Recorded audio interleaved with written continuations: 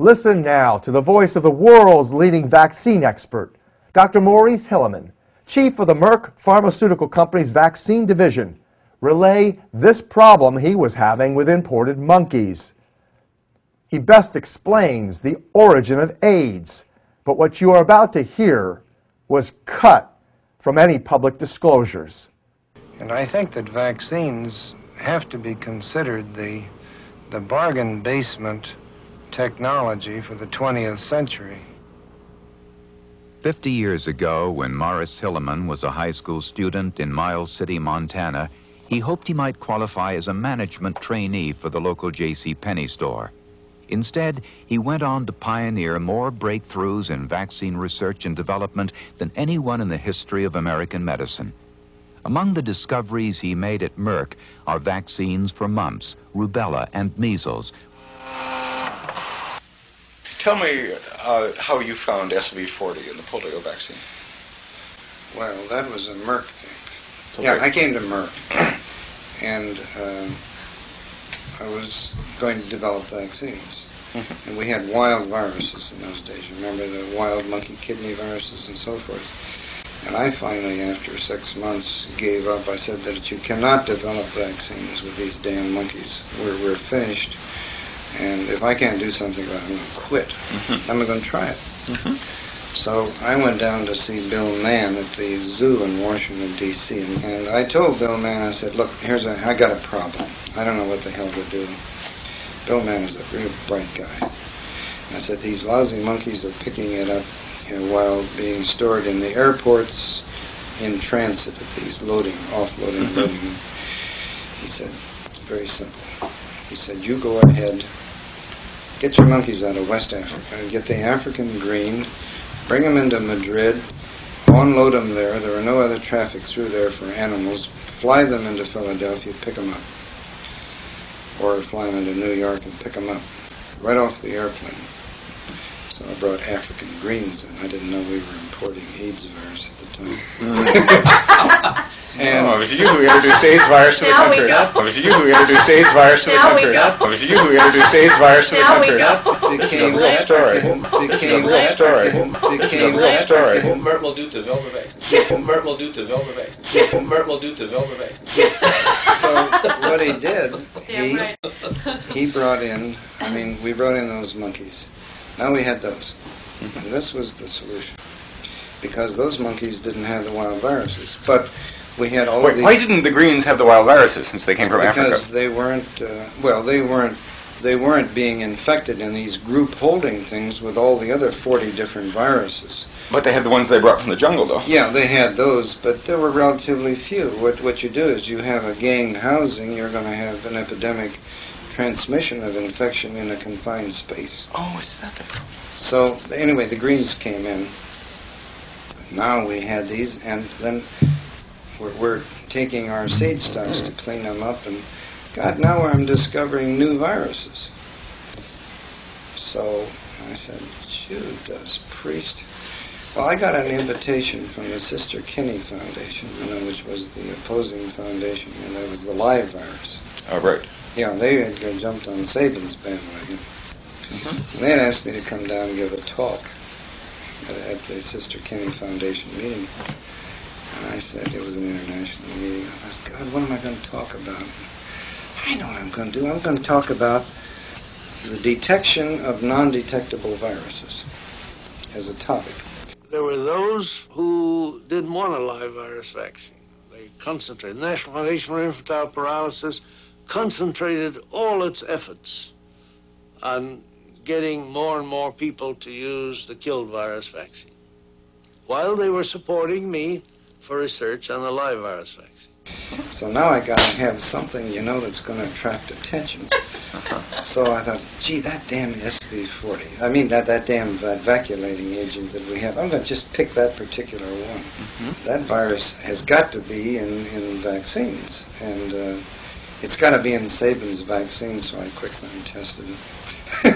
Sure enough, it was in there. And I'll be damned.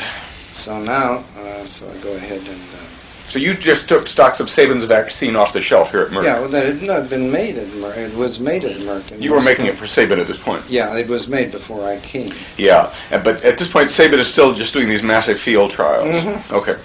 In Russia and so forth. So I go down, I talked about the detection of non-detectable viruses. Now, I told Albert... But at this point, Sabin is still just doing these massive field trials. Mm-hmm. Okay. In Russia and so forth. So I go down, I talked about the detection of non-detectable viruses. Now, I told Albert, I said, listen, Albert, I said, you know, you and I are good friends. But I said, I'm going to go down there and you're going to get upset. I'm going to talk about a virus that's in your vaccine. Now, you're going to get rid of the virus. Don't worry about it. You're going to get rid of it. But, so of course, Albert was very upset with me. And What did he say? Well, he said basically that this is just another obfuscation that is going to upset vaccines. And I said, well, you know, you're absolutely right. But I said, we have a new era here. We have a new era of a detection. And the important thing is to get rid of these viruses. Why would he call it an obfuscation if it was a virus that was contaminating well, the no, vaccine? because, there are 40 different viruses in these vaccines anyway that we were inactivating. And... but you weren't inactivating his, though. That's correct. No, that's right. But yellow fever vaccine had leukemia virus in it, and, you know, this is in the days of very crude science. Mm-hmm. So anyway, I went down and talked to him, and Albert said, well, why are you concerned about it? I said, well, I'll tell you what. I said, I have a feeling in my bones that this virus is different. I don't know why to tell you this, but I've been around biology a long time. I just think this virus may have some long-term effects. Mm-hmm. And he said, what? I said, well, cancer. I love it. And I love it. Go ahead. No. I said, Albert, I said, you probably think I'm nuts, but I just have that feeling. Well, in the meantime, we had taken this virus and put it into hamsters. Uh-huh. So we had this meeting, and that was sort of the topic of the day, and the jokes that were going around was, gee, we would win the Olympics because the Russians would all be loaded down with tumors. This is where the vaccine was being tested. This was right. Right. So, and it really destroyed the meeting. You know, it was a big international. Yeah, right. So it was sort of a topic. You know. Anyway. Was this the Cancer Society meeting in New York? No, this was the Sister Kenny. Oh, the Sister Kenny. Right. And Del Becco got up and said that he foresaw problems with these kinds of agents. Why didn't this get out in the press? Well, I guess it did. I don't remember. We had no press release on it, obviously. You don't go out. This is a scientific affair within the scientific community. This is a scientific affair within the scientific community.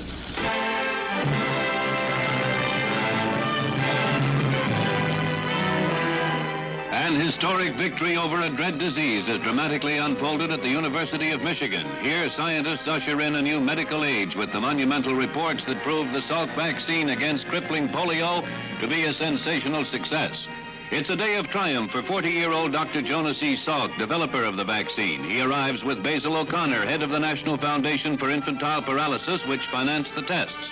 Hundreds of reporters and scientists from all over the nation gather for the momentous announcement. It was too much of a show. There was too much Hollywood. There was too much exaggeration. And the impression in 1957 that was, in 1954, that was given was that the problem had been solved, that polio had been conquered. But anyway, we knew it was in our seed stock for making the vaccine. That virus, you see, it's 1 in 10,000 particles is not inactivated by formaldehyde. It was good science at the time because that was what you did. You didn't worry about these wild viruses. So you discovered it wasn't being inactivated in the Salk vaccine? Correct. So then, the next thing you know is 3-4 weeks after that, I found that there were tumors popping out in these hamsters. Despite AIDS and leukemia suddenly becoming pandemic from wild viruses, Hilleman said this was good science at that time.